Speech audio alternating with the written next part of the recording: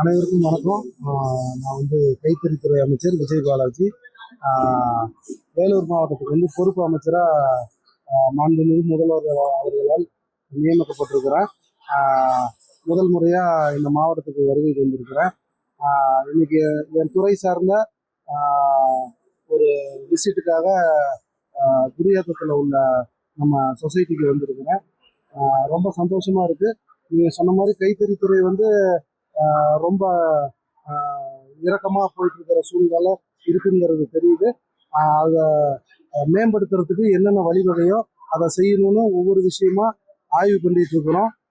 கண்டிப்பாக இந்த விவசாயத்துக்கு அப்புறம் நம்ம நெசவாளர்கள் தான் நம்ம தமிழ்நாட்டுடைய கண்கள்ங்கிறதுனால அவங்களோட வாழ்வாதாரம் மேம்படுவதற்கு என்னென்ன வழிவகை செய்யணுமோ நிச்சயம் இந்த அரசு செய்யணுங்கிறது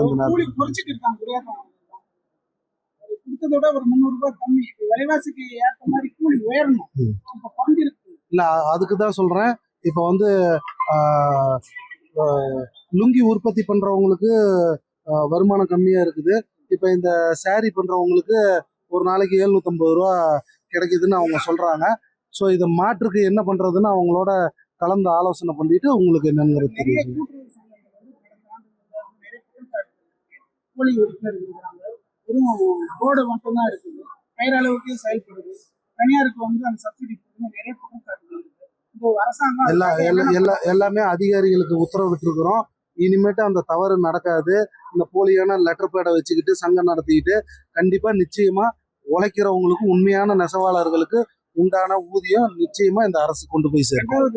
உங்களுக்கு கொடுக்குற இலவச வேஷ்டி சேலைலாம் விசைத்தறியில தான் தயாரிக்குது. அது கைத்தறியில தயாரிக்கலாம் நிறைய அதுக்காக தான் எங்கெங்க விசைத்தறி இருக்குங்கிறத கணக்கெடுக்க சொல்லி இருக்கிறோம். முடிஞ்ச அளவுக்கு அவங்களுக்கு வாழ்வாதாரத்துக்கு தேவையான இந்த தொழிலை மேம்படுத்துறதுக்காக கண்டிப்பா அவங்கள ஊக்கப்படுத்துற மாதிரி அரசு நடவடிக்கை எடுத்து கைத்தறி விசைத்தறி முக்கியத்துவம் கொடுத்து இந்த வாட்டி செய்வோம். நிறைய சலுகைகள் அறிவிக்கிறீங்களா? ரெண்டாவது அவங்களுக்கு கைத்தறி இந்தி வாங்கினா நிறைய சப்சிடி கொடுத்து அதை டெவலப்மெண்ட் பண்றதுக்கு தொழில இன்னும் அதிக அடுத்த கட்டத்துக்கு கண்டிப்பா நிச்சயமா இப்பதான் வந்திருக்கிறோம். அதுக்குதான் ஒவ்வொரு விஷயமா ஆய்வு பண்ணிட்டு இருக்கிறோம். நிச்சயமா நீங்க நினைக்கிறத கண்டிப்பா நடத்துறோம்.